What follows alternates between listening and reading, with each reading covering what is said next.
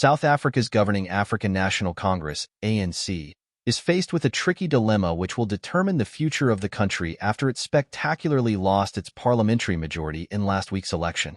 Having won only 40% of the vote, the ANC needs to find a coalition partner to secure a majority in parliament which will support its choice of president and legislative plans, unless it tries to go alone with a minority government. One option would be to strike a deal with the second biggest party, the center-right Democratic Alliance, DA, which won 22% of the vote. However, this would be politically risky, as the DA's critics accuse it of trying to protect the economic privileges the country's white minority built up during the racist system of apartheid, a charge the party denies.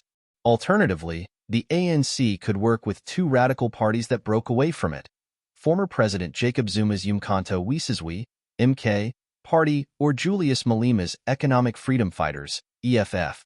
These three parties share the same constituency, the black majority, and their combined vote comes to 65%. Mr. Malema has warned the ANC against forming a coalition that would reinforce white supremacy and be a puppet of a white imperialist agenda.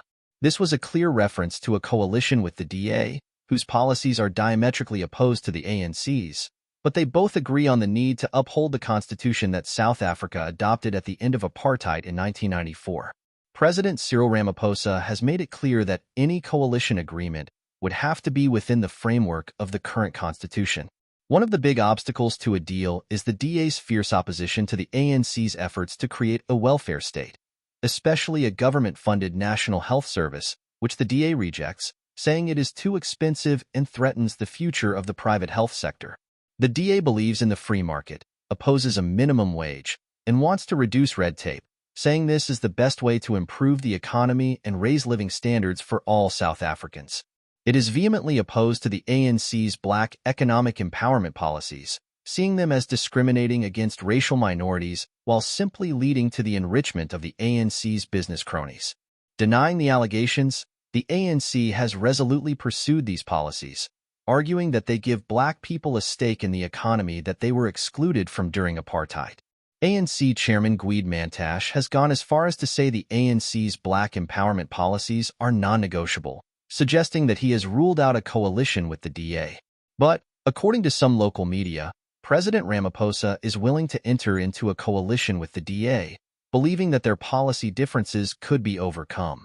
To overcome racial sensitivities, other parties, such as the mainly black Inkatha Freedom Party, IFB, and the Good Party, which draws its support primarily from the colored community, as people of mixed race are known in South Africa, could be included to form a government of national unity, GNU. The ANC's other option is to form a coalition with MK, which was the big winner of the election by securing third spot with 15% of the vote in the first election it contested. But it is demanding a fresh poll, alleging that it got even more votes but the final result was rigged. The Electoral Commission has rejected the allegation, and MK has not yet presented any evidence for its claim. The chasm between it and the ANC is wide, wider than with any other party, partly because of the personal animosity between Mr. Zuma and Mr. Ramaphosa, who ousted him as the country's leader. As well as demanding a new president, MK wants the constitution to be torn up so that South Africa becomes an unfettered parliamentary democracy, something the ANC has ruled out. At first glance, this also rules out the EFF, as it too is demanding a constitutional amendment so that white-owned land can be expropriated without compensation. Mr. Malema, a former ANC youth leader who was expelled by the party in 2012 for fomenting divisions and bringing the party into disrepute, said the EFF was willing to work with the ANC in a coalition government.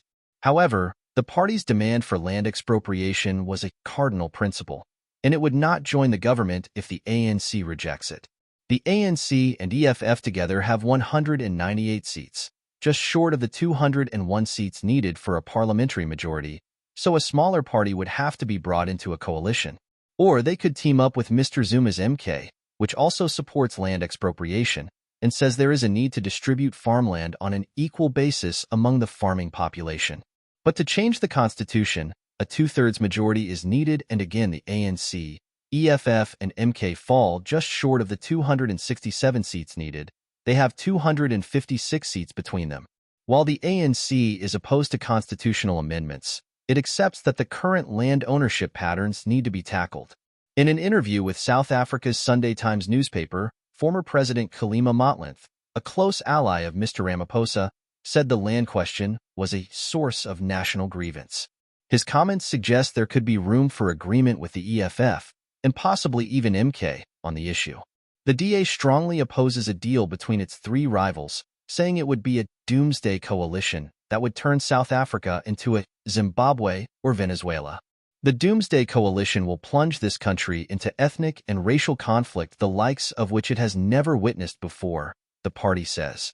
But some ANC officials hold the opposite view, that stability would be threatened if MK is excluded, given its electoral success, which has made it the largest party in KwaZulu-Natal. KwaZulu-Natal is South Africa's second most populous province and is often described as the economic artery of the nation because of its ports. It is also politically the most volatile province, with a history of violence. More than 300 people died in riots after Mr. Zuma was sent to prison in 2021. He was convicted of contempt of court for defying an order to cooperate with an official inquiry into corruption during his 9-year presidency, which ended in 2018. ANC members in KwaZulu-Natal point out that with another court case looming, Mr. Zuma is due to stand trial next year on charges of corruption over a 1999 arms deal. There is a real risk of a fresh wave of violence. They therefore feel some sort of deal needs to be reached with him to draw a line under the past, and to recognize his status as a former president, especially as he has demonstrated that he commands 15% of the national vote. ANC leaders in Gauteng, South Africa's biggest and richest province, are said to favor a deal with the EFF, but their hand has been considerably weakened by the fact that the two parties do not have enough seats for a parliamentary majority. That increases the prospect of an ANC-DA coalition, especially as it is favored by the private sector as the best option to guarantee economic stability and to avoid capital flight. But South Africa's respected News 24 website reports that the ANC is considering the option of forming a minority government, while signing a confidence and supply agreement with the DA and the Inkatha Freedom Party, a mainly black party with support in KwaZulu-Natal, which has 17 seats. The two would vote with the ANC on crucial issues such as the budget, while the ANC would have to constantly lobby them, or other parties, to support it on other legislation. This could help the ANC out of its dilemma of choosing a coalition partner, and it may also suit the DA, as a coalition with the ANC could cause it to lose support to parties to its right. However, there is a risk that a minority government could lead to political instability and transactional politics, opposition MPs demanding or being offered bribes to back ANC-sponsored legislation. It is still too early to say what will happen.